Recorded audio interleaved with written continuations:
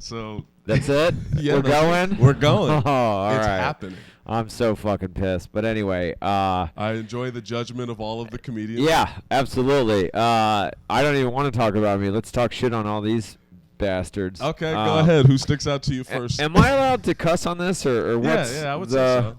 Well, here's the thing. Here's the problem I have with your podcast. Okay. Already, is that I don't even have. Yeah, no, I have a problem with it. You didn't have me on it till you booked the whole fucking comedy scene. Like, this is the most insulting way to bring someone on a pod. Be like, hey, come do my pod, and then it's literally and then you show them a photo of literally everyone who's done it before you. Literally. Dude, you asked open micers to do this before me. And, I mean, yes, they're funnier than me, but, I don't give a shit, And the other weird thing is, you're naked in a lot of these photos.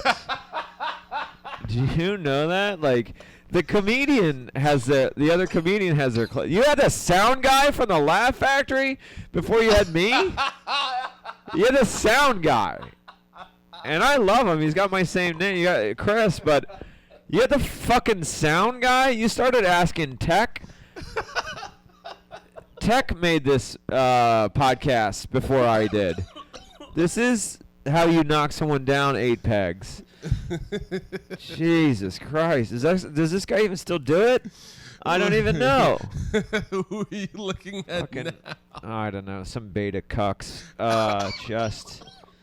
Derek Strong? Yeah. He disappeared. He just quit again. Yeah. He watches. You could say hi to him. He watches every episode. No, he does not. Does Derek Strong really watch? Yeah, he really watches this. He's not watching this one, I'll tell you that. You got a suburb comic in here before you had me? Yes, we do look down on you. Yes. That's very true. That's very true. Okay, bang, bang. You got Emily Ogle. Love her. Yeah. Yeah. That's the first positive thing you've said about someone. Yeah, it's way more fun to talk shit. Bang, bang. Do love her. Dude, I'll tell you the Emily Ogle story. Yeah. I was at Laugh Factory open mic once, and Emily Ogle is sitting next to me, and she goes, hey, yo, she goes, I wrote $1 million joke today. And I go, oh, shit, tell me it. And she goes, I forgot it.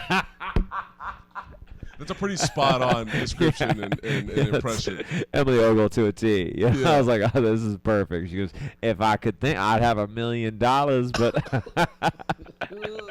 You've been in the comedy scene a while. Oh, cool. What a compliment. What are you, just negging me? Hey, you've been doing comedy for years, and you're still not famous, and still, grinding and hosting and, is this a takedown? Is that really what this is?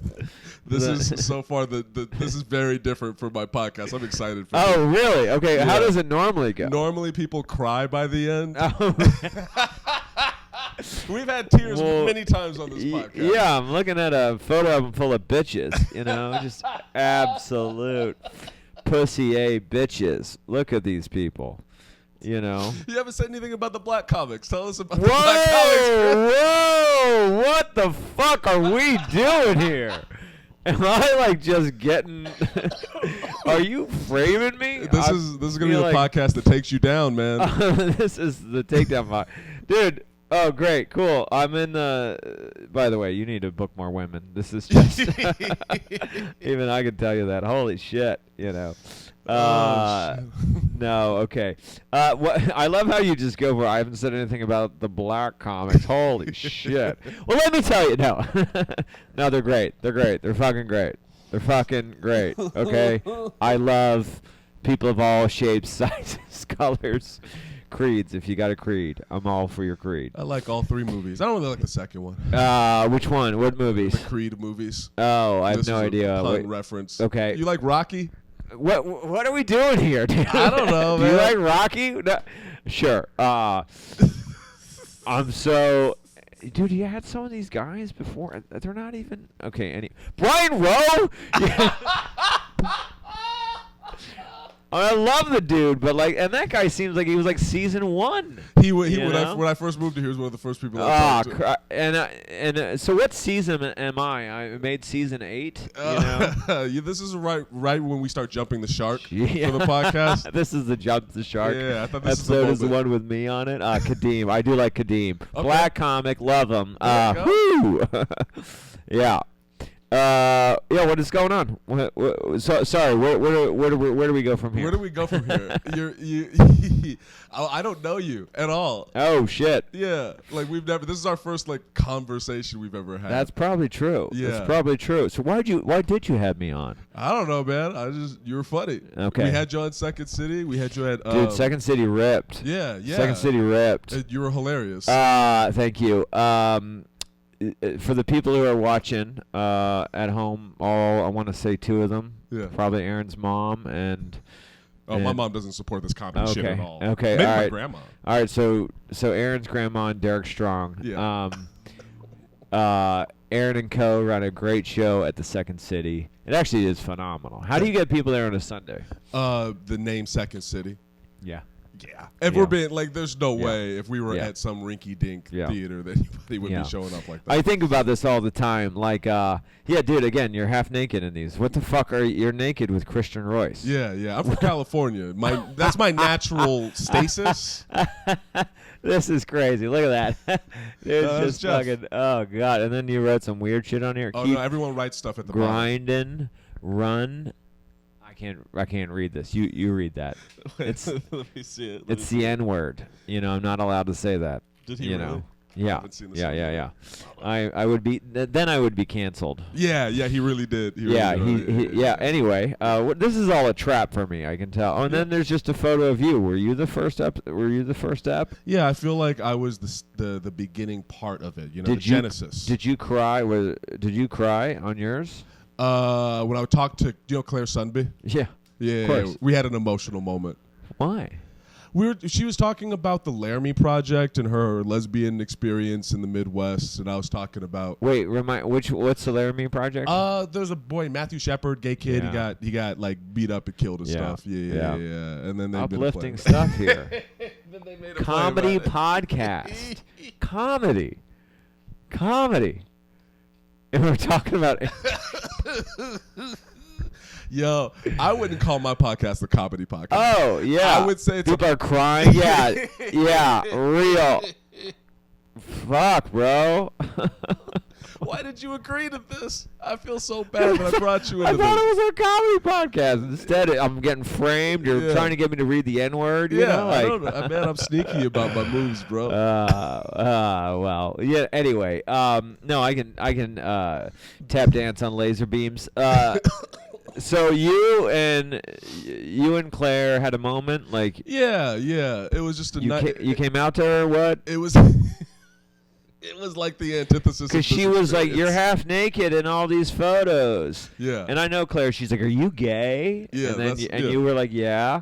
And then that's when your mom stopped listening to the pod. Yeah. Yeah. That's the moment she was like, you know what? I don't think I could do this anymore. Yes. You doing comedy is one thing. Yeah. Again, have naked, and you're always naked with a brother. Yeah. It's I guess it's at least you don't have women on and get naked with them. That would actually, especially not white women. I don't want to incriminate myself. Ooh.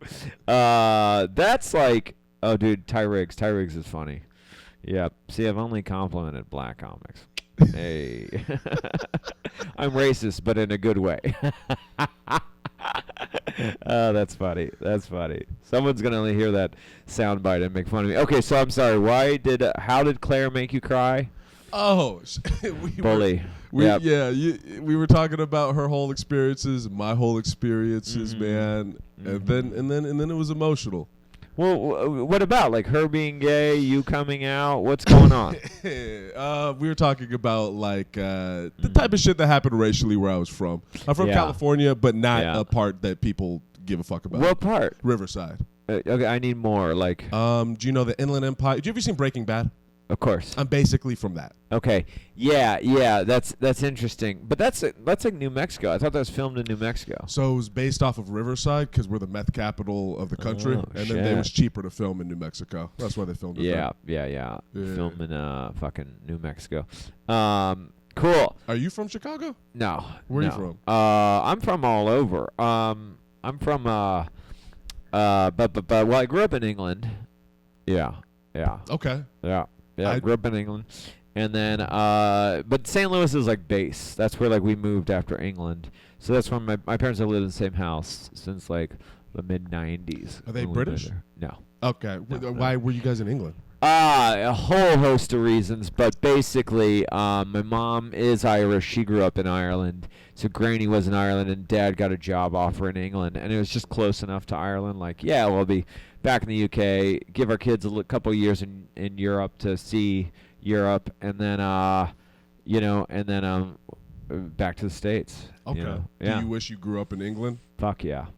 That country rips. Really? I've never been. Well, and also, like, when you're note to Derek Strong, who's watching, when you do have kids, I think Derek will probably reproduce, don't you? No. No, there's no way. Yeah. I love you, Derek. I don't think so. We're rooting for you. But if a woman ever does let you, don't have offspring and then at the age of 10 rip them out of their home and move them across an ocean. Don't do that. Okay. We can dig into that. Yeah, that's traumatic. What? Maybe I am going to cry. Fingers crossed. That's my goal. Good every I want to be unique. Good. I want my podcast to be different from all the others. Yeah, the comedy podcast that's not funny. Exactly. So, Andrew Shepard. Anyway. You were 10 when you moved? Yeah, 10 when I moved. Where's your accent? That's what all the women ask. It is waiting for me back in England. You just fly me back to England and give me about 5 pints, and it's right back. And it'll come. I'll be like, really? I sound like a wanker, but all right, Ken Flores. That was a pro move. That's a good move. Ken was great. Ken's great. You know. Gabe Alviezo. Did I say that right? I want to say it's Alviso. Yeah, I do too, but I won't because let's butcher his names because he was on this before me. Yeah. And you're okay. So Ken was acceptable. Gabe was acceptable. Not. See, another POC comic. I'm killing it. Also love my women, lesbians. I love all people.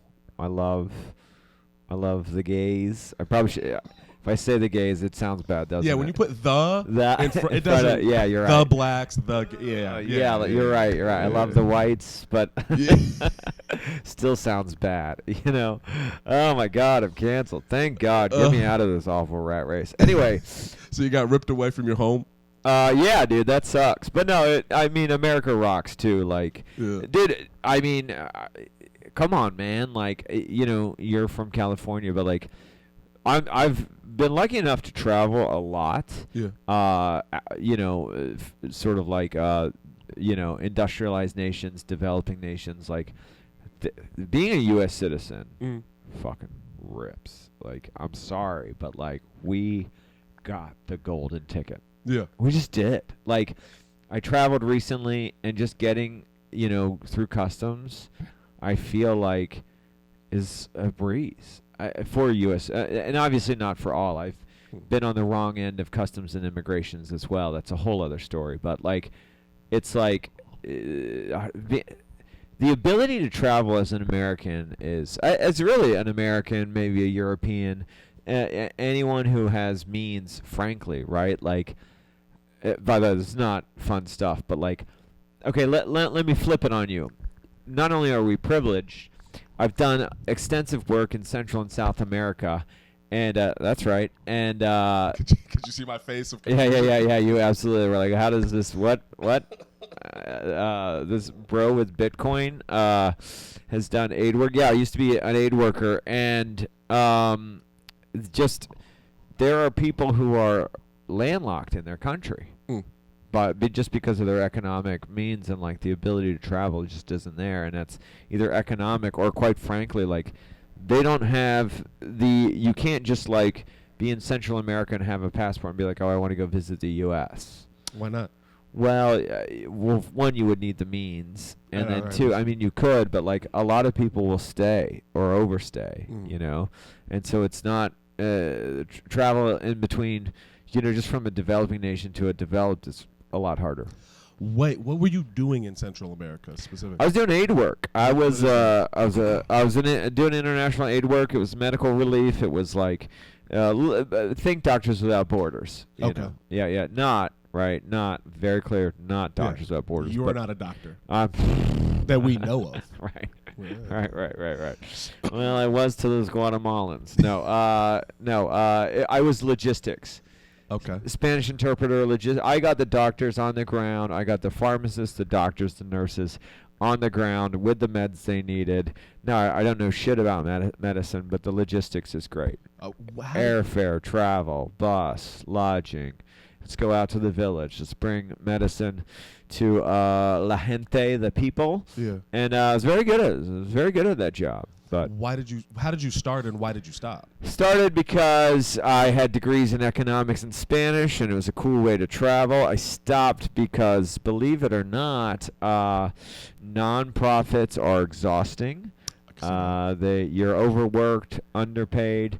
Ironically, they're more political than corporate in the sense of like everyone has an ego. Like, I'll give you an example. I work corporate now. If you work corporate and you've got an idea and someone steals your idea, kind of at 5 o'clock you don't give a shit. You close your laptop and you're like, you know what? So long as the check clears, great. When you work a nonprofit, like, and your mission is literally to bring healthcare to impoverished people, like, it's far more sort of like people are like, I want to save the day, or I'm Mother Teresa, or that was my idea. Like, let's name the hospital after me. Like it's like a way to present your ego with seeming ego. Right. And like, or the other the flip side of that too is like, no, you go first. No, you go first. No, you. Okay, I'll fucking go first. There's a level of fakeness or disingenuousness that. And not all nonprofits. Sure.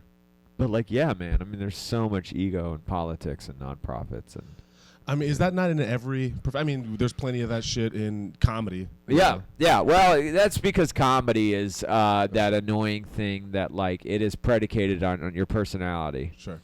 It's not this bag of jokes rises you to the top. People have to love Aaron Chase, Jesus, yeah. Yeah. Unfortunately. Yeah. I mean, then I do the sad podcast, and then I don't think. Yeah, I was gonna say the sad podcast is not. It's different, What's it? I don't even. Is it called trauma porn? What is the name of this? It's just called Join the Journey. Join the Journey. Yeah. At the end, I'm gonna alliteration. Do you not like Peter Parker or Miles Morales? I don't get me started. Great name. Wait, it's interesting that you chose the Spider-Man names. Why is that? Because I like alliteration. But are you like a big Spider-Man fan? Yes, but I feel like saying that means you're going to start giving me trivia, and I'm not going to pass. No. People get intense about that. I'm not a buff about it, but I do. Spider-Man does rip. Yeah. I mean, it just. Oh, what is that? What is that? We're good. We're good. Because, like, if you think of, like, Clark Kent's a pussy. But he is, though, right? I mean, he doesn't hurt anybody. And that's kind of the idea. I guess that is kind of funny. It's comedy when Clark Kent is inept, and then as Superman, he's, But, like, Clark Kent, there's something about, like, art. In art, I think about this a lot, too much. A prototypical action hero is actually pretty boring. Why is it boring? Wait, what did you just do there? I started the camera again, and then I clipped it so I know. For another 20 minutes? Yeah, for another 20 minutes. We got another 20 minutes. That's why I timed it. Okay, and then you're kicking me out. Yeah, no. But usually we go about 45 to an hour. Yeah, that makes sense. Because, how much trauma porn do people want to hear? Oh, a lot. It's crazy. Yeah. And what I've noticed is a lot of open micers are fans of the podcast because they get to see people who book and shit, and then they get curious. Jesus Christ. Yeah. I'm creating my own little cult. So there are some comics who are watching There's this? a lot of comics who are watching. I mean, I only mean nice things. These are wonderful people, and Ooh, yeah. And I'm not bitter that they were booked instead of me. I mean, honestly, isn't that not the most comic thing ever? Like, how did they book that? Do you get that? Because I know you book, if I remember correctly, you book at where's it? House of Blues, right? I do. Let's talk about that. Yeah, please. Jeez. Well, what are you gonna ask? I was gonna ask, do you run into the people getting like upset if you don't? Yeah. Yeah, so funny. Is that Nishad? Yeah. That's an example. I love Nishad, but recently, like, he was just in my DMs, like crazy. But Nishad's good. He's funny. If you're funny, I love it. If you're in my DMs, if you're not funny, then it's obviously. Why are you here? Yeah. Yeah. Well, then it's a little bit like, fuck. Like, I have to kind of like, that was too much, wasn't it? Let's edit that part out. Whatever you want. If you want to cut some shit out, we can. Keep it. Gives a fuck. Yeah, okay. I mean, if something's unfunny, asking a new show, it sucks. House of Blues, I'll go on record about this. Be careful what you wish for, right? I was in the shadows next to the guy running that show for years. And then, on the one hand, so happy to take on such a beautiful space and, like, a great room. Green room is beautiful. Green room's beautiful. We sell out every week just about, so you get to play to, 80 to 100 people every week. Like, so, if you're a good comic, please, jokes aside, reach out to me. Blah, we'll have you on the show. But be careful what your DMs are no longer your DMs. I talk with Curtis about this whenever I see him. Like, you lose your DMs, you lose your text, you lose, like, you can see it a mile away. A comic from, like, Austin, Florida, California, Nevada, wherever, they'll follow you, and then all of a sudden in your DMs, hey, Crit, and you have no idea if it's funny or not. You certainly don't want to spend the time watching clips. Like, it's just like, be careful what you wish for. Yep. You wanted that thing so bad, and then new problems came because yes, and you get it, and then people being rude in your DMs. And I will tell you this: if you want to do a show, do not be an asshole. An asshole. I have a few things. First, can't believe I have to say that. but I think comedy attracts crazy people. Yeah. Yeah. Part of the reason why you got a photo album full of crazy people. But anyway, and then the person with the photo album is crazy as well. It all comes full circle. But that's part of why I do the podcast, because I'm awkward as shit outside in the comedy space. Interesting. So in this space, I can like talk to you like a person. Well, it's also a good way to get to know comics. Yeah. Yeah. But the other thing you said, and you said it to the camera, so I'm excited for this. Yeah. You said if you're a good comic, then reach out. Yeah. Yeah, by all means. Obviously, it takes a level of self-awareness to be a good comic. Yeah. Yeah. Where? Yeah. Isn't that fucking ironic? Yeah. I guess. Because then if you're not self-aware. Yeah. What's the worst or craziest thing someone's bothered you with in terms of trying to get on? Oh, just straight up like cussing in your DMs. Like because you ignored them, or you just said no? Or just like you can't get there, or like you're with your girlfriend, or you're out to dinner and you looked at, and it's not personal. I also still have a day job, right? So like I'm sitting in meetings and I'm like, well, I think our conversion rate could be bzzz, and then you see like, hey, yo, motherfucker, why have you gone back to, and you're like, like legit. Yeah. Like so it's like, sometimes my mom's like, you haven't called me. So what do you think, I'm going to get back to the guy from Seattle? Yeah. Do you know what I'm saying? Like, where do you think this mentality comes from? And did you ever go through like a moment where you were kind of an asshole? Yeah, so we should talk about this for real. Like, if I can do anything that's not humorous on this, and if anyone legitimately how many followers or viewers do you normally get? On about, depending on the person, usually gets about 90 to 100 something. Okay, cool. And mostly comics? I assume, but nobody says shit to me. Yeah. All right, if you're a comic and you're watching this, here's what I will tell you.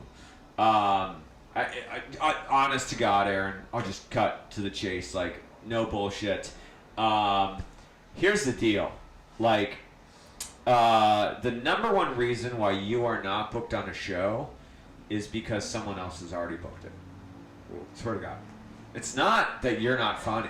Yeah. It's not that you're not a great comic. They're great comedians who I just simply forget to book them.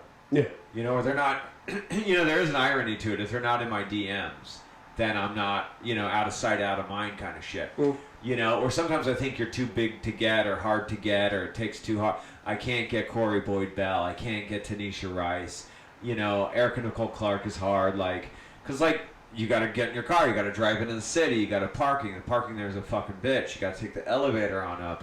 Some comics actually, don't feel, it's a grind. So, but seriously, booking as well, especially how I do House of Blues, I book off clout, believe it or not. And what I mean by clout is comedy clout in the sense of are they funny? Are they a known commodity? Have I seen them? Do I think they'll do well in the room?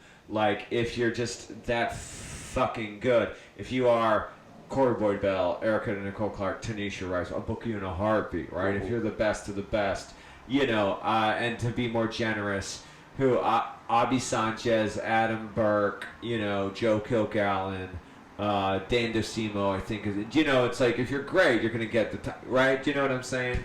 If you're undeniable. Kristen Toomey, yeah, but do you know what I'm saying? And you book a room, you book funny, right? Yep. You know someone's funny. Pat Bullock's funny. You're gonna give him 10, and that's the thing is that I think people don't realize if you're an open micer, maybe you don't want to be hitting someone up. You've been doing it a year. What are you doing?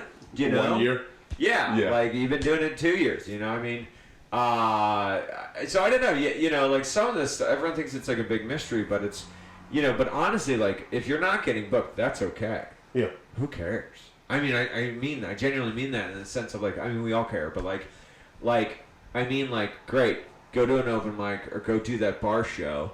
And just keep getting good because eventually, if you are good, you'll get it. Mm-hmm. War of attrition. Yes, war of attrition, and just stay I don't get mad at Curtis for not booking me at Laugh Factory because I know he's got 4,000 comics ahead of me. Yeah. And frankly, I don't email enough. I don't bug him enough.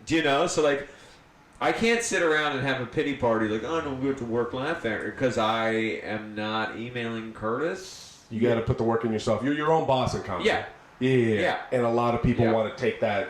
Yeah. And I'll include myself in that. Before I moved out here. Yeah. In my head, I was I'll just be funny at an open mic, and then I'll get booked. And it's no, you got to work. Yeah. Yeah, and a lot of people like Brandon Kiefer did that for years. He was I refuse to submit to a show. Let them come to me, and they did. But A, he's the exception. And B, I think he could have shortened his timeline significantly.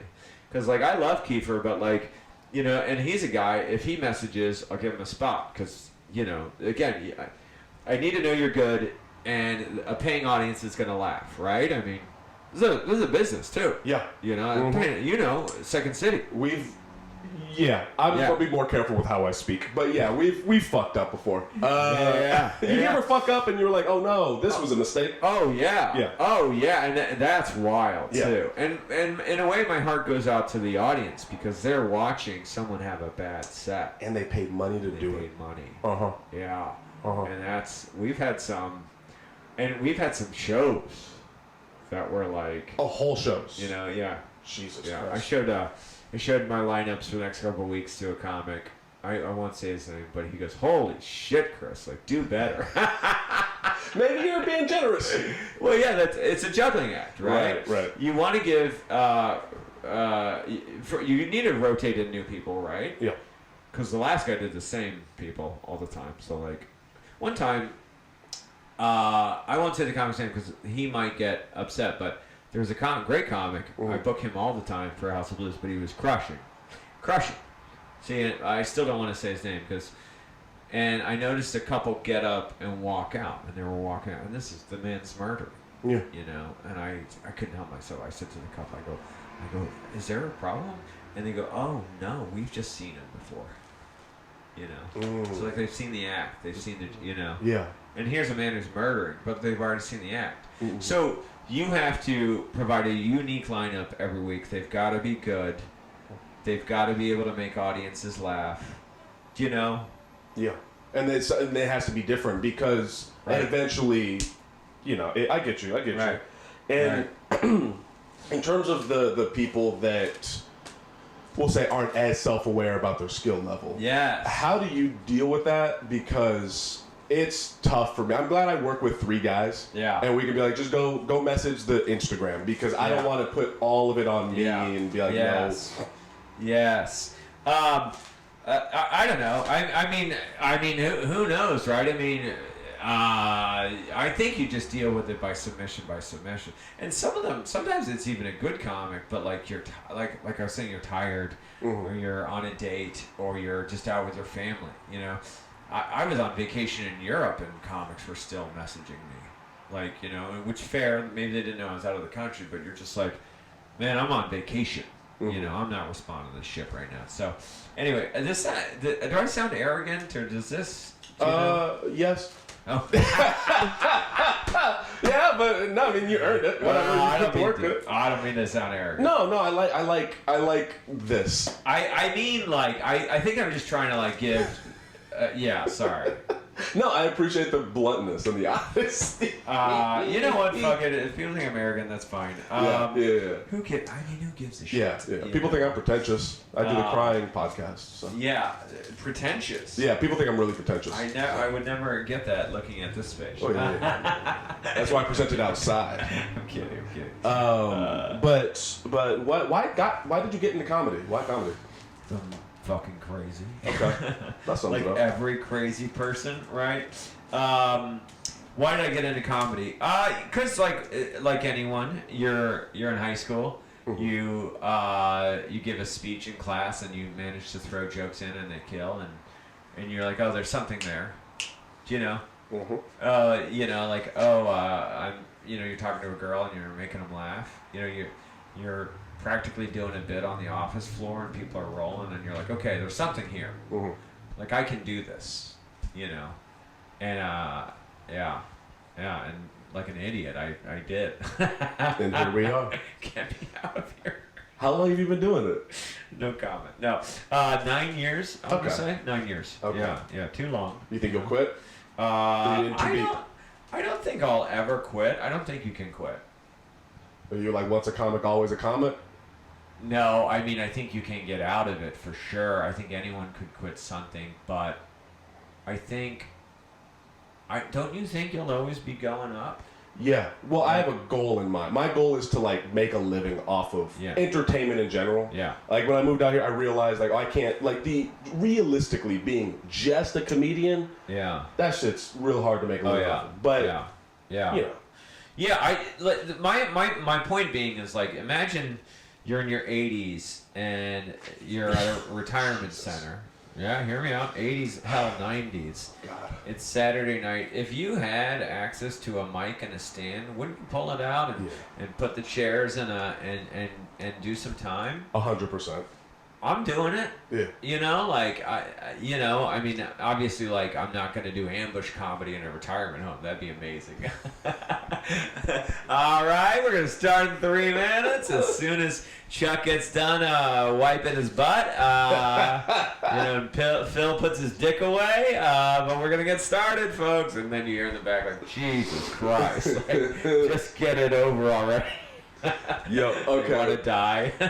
Do you remember any hell gigs where you were like, wow, this is please name one. Regale me with the story. I mean, where do you begin? The shows where the TVs are on, the shows where a literal it was at the Hamburger Mary's up on Clark. It's no longer there. The one in Andersonville. I forget the host, but someone got up there and they go, okay, we're going to start in 5 minutes. And I remember I saw a mom and dad just like, they were like cutting their foods, and they're like, they just looked at each other like, oh, kids, we got to go. It's like a tornado's about to happen, and they're like, hurry up. We got to get out of here before the cursing and the talking about your dick comes out. So Tyler Fowler and I literally did a retirement center. We literally did an old folks home. How did that I'll show you a photo of it. Nightmare.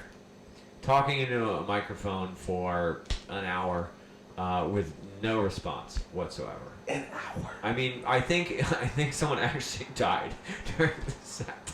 There was an ambulance showed up. Someone was wheeled out on a gurney. Yeah, we killed. Yeah. Why the fuck were you were on? Like, there was just both of you? What happened? There were private gig's a private gig. Here's a check. You need to fill X amount of time, and here's a check. Yeah. And you don't get to bail. You don't get to be like, I think they're not having it. Like, yeah. So you just ate that hour.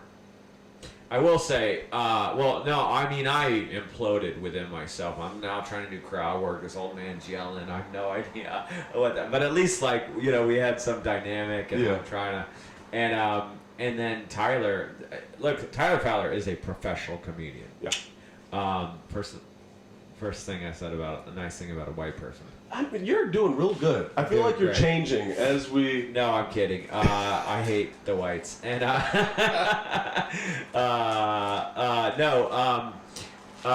no, he's a professional comedian. The man stood there. I think I did 30. He did 30. Where I'm imploding, trying to do crowd work. I'm doing a lot of this. I'm sweating. The man's a pro. He knew what he had to do. Stand there and talk into a microphone for 30 minutes. Right. And it was like, honestly, like, the ability to not watch him melt. I melted. Yeah. You know, I mean, I'm like sweating. I'm like, woo. You guys don't like any of these. Yeah. He, absolute pro. Yeah. Stood there and like, he kind of knew. And then, I mean, what was masterful is we get in the car and I was like, how bad was that? He's like, god awful. I was dying. But he hit it. Internally, he was able to yeah. Hit it like Darth Vader, that shit. You know. Tyler Fowler's an absolute businessman. Yeah. He's a pro. Do you feel like you are a pro? Are you professional? No? Why not? I don't even think I want to be. I like having some tongue in cheek about this.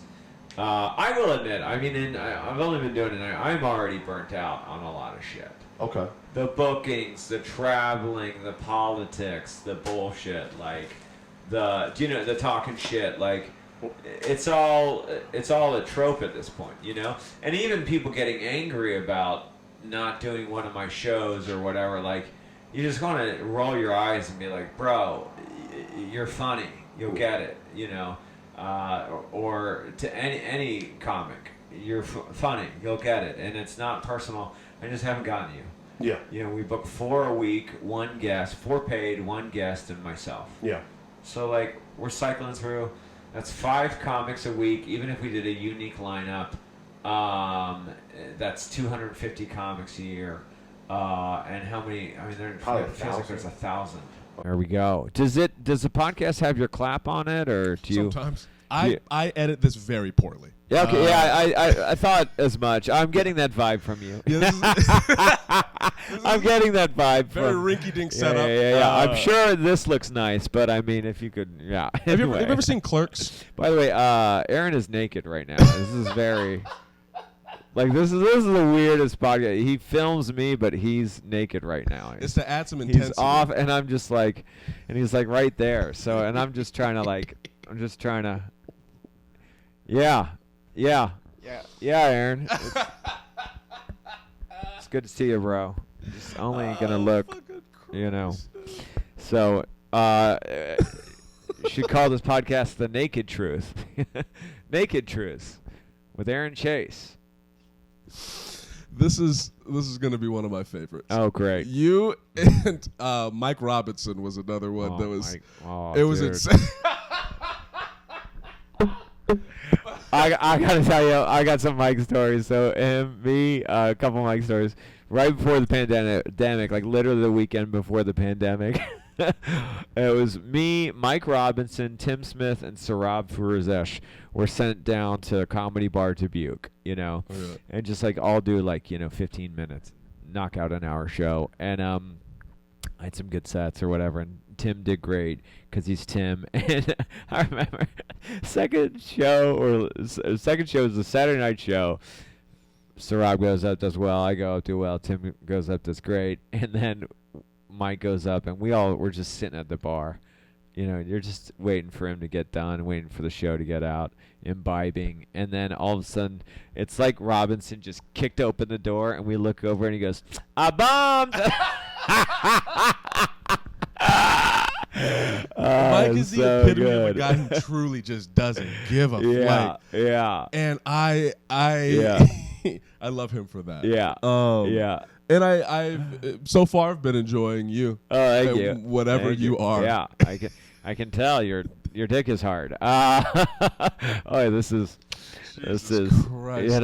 Wow. You were saying earlier, I wrote notes. I'm a professional. Okay. You were saying you don't like the politics. The politics seems to be running you down a bit. Yeah, well, you just get people talk shit, or they put words in your mouth, or what? Or again, like I think again, this is believe it or not. All right, now I'll be vulnerable for you. Are you gonna cry? No. Good God, no. I haven't cried in, let's see, 36 years. How old are you? 38. Perfect. That's around the time you should stop crying. About 2, 3. Yeah. Please be vulnerable with me. I want to see what that looks like. No. Okay, so again, more advice if you're a comic watching this. I see a therapist, and I've been seeing a therapist for 5 years, and honestly, like I probably don't need to anymore, but it's so great to get out of the office and just shoot the shit with someone. And but anyway, so we've done a lot of work, so I understand a lot of aspects of my life. One of them being, though, if you're a comedian, right? Like, what is adulation for us? Applause. Wait, laughter, say that word again. Adulation. That's a great word. Adoration, adulation, praise, okay. Love, warmth, right? So love for us as comedians, laughter.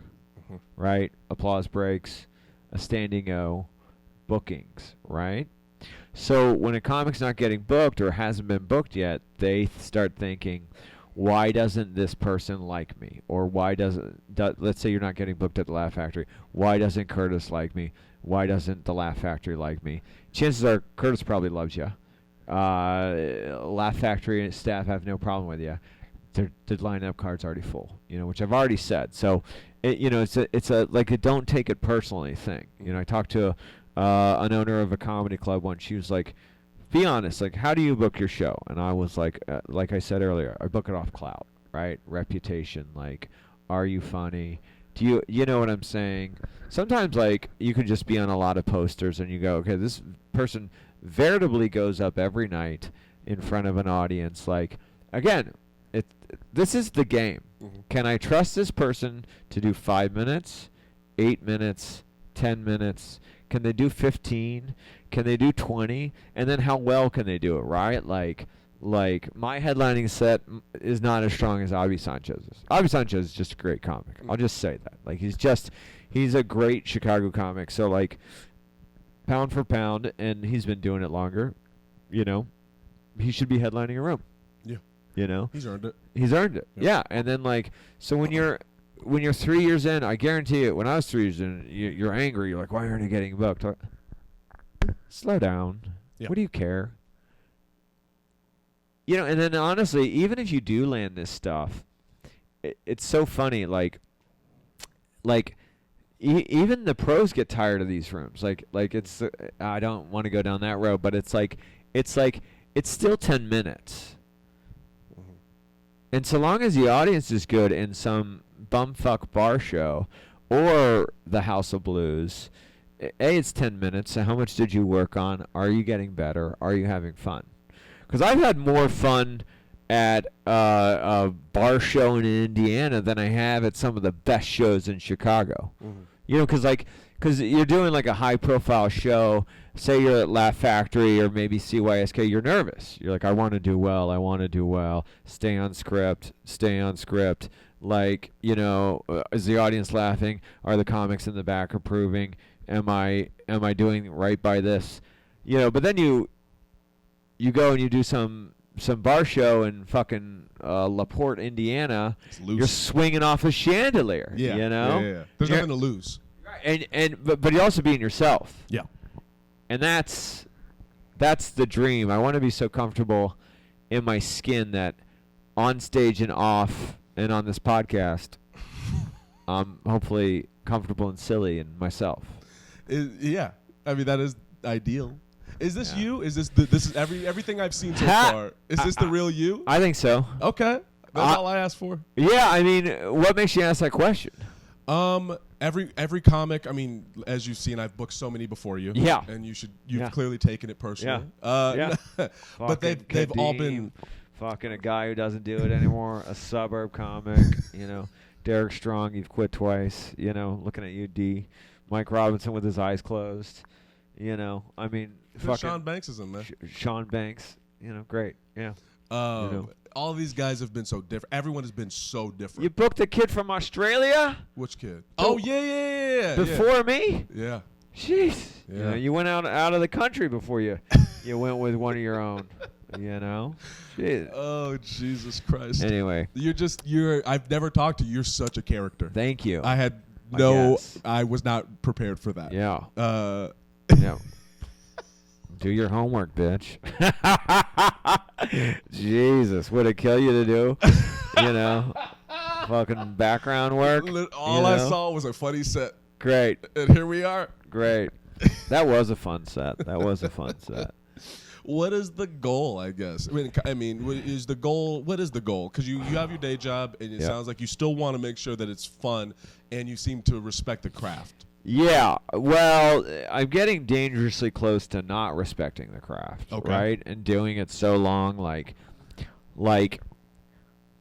it's probably. But again, I think if you want to be yourself, it might be a better spot to be in where you don't respect the craft. You are going to take chances. You should try new. Like, you need to be yourself on stage. Like, what are we doing here if it's not fun and you're being professional and bored and you're doing the same jokes? I'm a very risk-averse guy. That is true about me. That's so surprising to me. Yeah, okay, thank you. But so I've done a lot of the same act, and I'm aware of this. Like, I've done a lot of the same act all over town, and you got to push yourself to do new. Yeah. And be loose on stage. And I'm rambling. Is this helpful? Yeah, it's perfect. Why do you feel? What makes you feel risk averse? Because you don't seem like it. You don't come off like that. Thank you. Yeah. Well, I don't know. Just like being a bitch.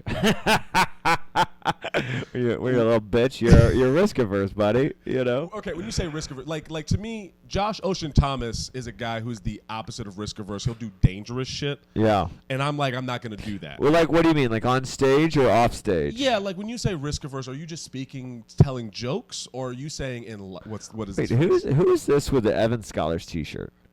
Oh, this is James Najjar. He's from New York. His episode hasn't come out yet. Okay, is he funny? He is a character.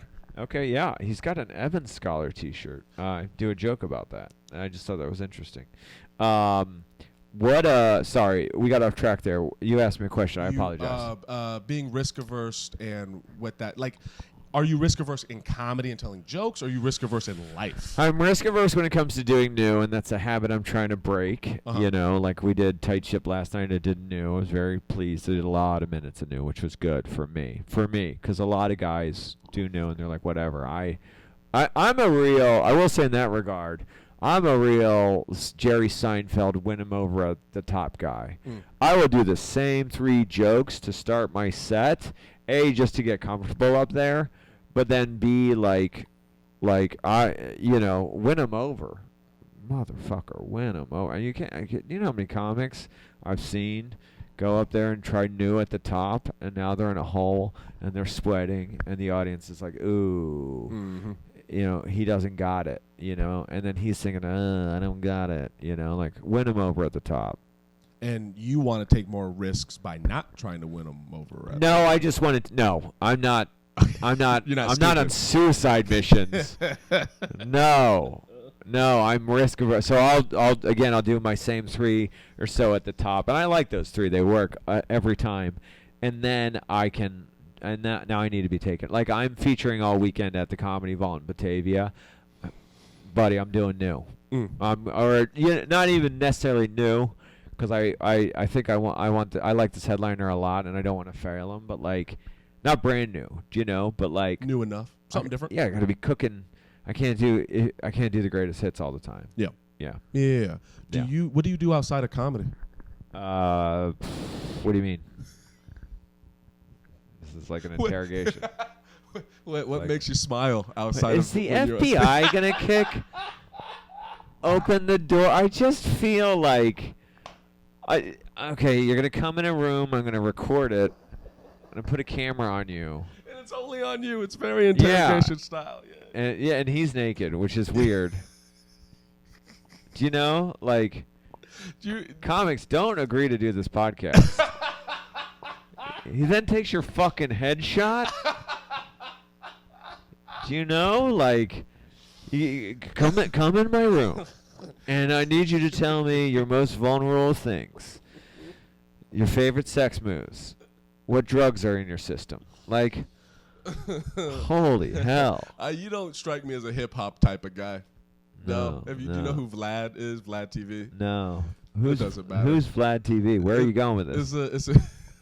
It's a guy who interviews like rappers and performers and shit. Nice. And he has the exact same setup. One of the reasons why I set it up that way is I don't give a fuck about Vlad, and I don't think people give a fuck about me. They want to see whoever the camera's pointed at. Yeah. So that's the logic. Yeah, I'm sure the FBI are like, dude, you're getting us good stuff, Aaron. You're getting us good. Now we've got a window into the poor and homeless. I mean, the comics of Chicago. This is like a documentary on losers. I think I predict my film will be archived in the history of Chicago. Yeah. This is going straight to the Library of Congress. This is it. Yeah. The Republican congressmen are like, and he tapes it naked. Yeah. He interviews them naked. It's an interrogation strategy that you learn for in the bureau. sure. Yeah. Would you like to hear? I don't know how. Okay. We'll see how this goes. Okay. I usually have an ending question that I give people. Oh, are we there? Are we at the end? Yeah. Oh, okay. Yeah. All It was right. easy. Yeah. Yeah. Yeah. Yeah. Yeah. All right. No. This is a good time. I would 10 out of 10 would do this again if I didn't have anything else going on. Now, normally by this point, I've been able to crack the comic Yeah. and I get into the gooey center. You're a little different. Yeah. You're a little different. So I'm we'll see okay how this with that. goes. I'm okay with that. You- What the gooey center? Now I'm gonna want to watch yours. Okay, tell me what every one of these fucking losers said. Tell me what. I'm calling these people out. All right. You can see the episode. Yeah, go ahead. What did that bitch ass? we We bitch already picked on ass? Derek. What did Kadeem say? What did Kadeem cry about? Oh, Kadeem. I'm just so funny and I have a giant penis. What did he say? Kadeem did not cry, but Okay. I could find a clip of his. For All right. A real short clip. All right. We talked about his upbringing from the South. Okay. His education. We talked about a lot of black shit. I know you're into that. Yeah. Yeah. Yeah. Why wouldn't I be? What the fuck, Aaron? Yeah. You love the blacks? Is that how you? Whoa. You don't put a the in front of them and pluralize them. My apologies. Yeah. Hold on. Let me Yeah. find a clip Save of myself. Kadeem. He's in here somewhere. God damn it. You know what's hard? My dick. Okay. All And right. let's clap on that one. God damn it. I can't find a clip of his right now. Well, he was funny. Okay. What's another one you want? No, yeah, what did Jonathan Dunn? Love him, but what did he talk about? He talked about how he moved around a lot. Who cried? Who's cried? Claire Sunby, Rachel Hall. This face you're making. Yep. Conflict. I don't think you know Conflict. Fuck you. I hate this. Like, white guys never known conflict. No, his name is Conflict.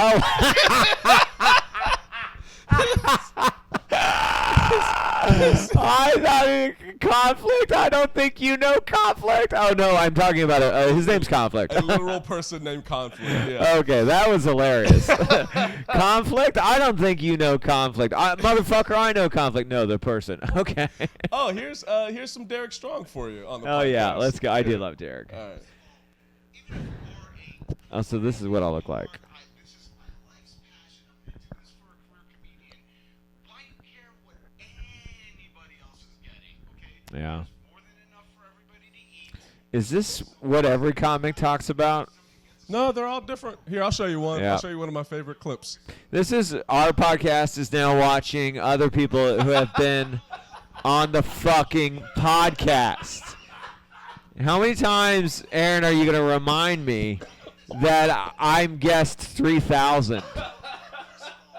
This is the ultimate neg. This is the fucking Derek Strong's fucking talking in my ear. God damn. I don't even watch other comics on your podcast. Have you seen the Chris Trani episode? Yeah, it's really good. We watched the greatest hits of all the other comics who went before him. Jesus Christ. Dude. Right. All right. Anything else? The last question with all The whole other 20 minutes. God damn. All right, it's the final 20 minutes. Let's hear what Kadeem said. It's the final 20. Let's cut to Claire Sunby's episode. Okay, this is gonna be. I don't know how you're gonna handle this one. Great. All right. So basically, Great. I want you to look in the camera. Oh, I am. The way I'm looking where about 3,000 previous comedians have looked before. This is an honor. It's truly. This is like finding out your girlfriend used to be a prostitute. Yeah. Yeah. Okay. Yeah. Just say something to yourself 5 years from now. And this is the camera. Camera's you. and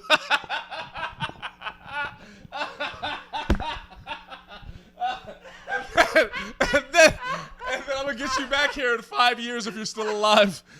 And I'm going to play this moment back for you. What the fuck?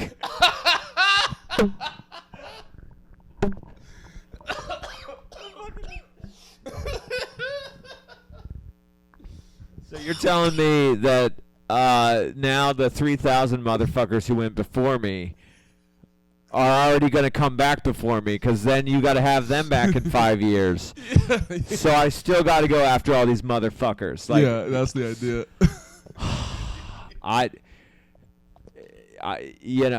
Wait, I'm supposed to say something now to myself? Yeah, there's a little message in a bottle for yourself 5 years from now. Have you quit yet? Please, You're still doing this? How's that? You're still doing this? Jesus Christ.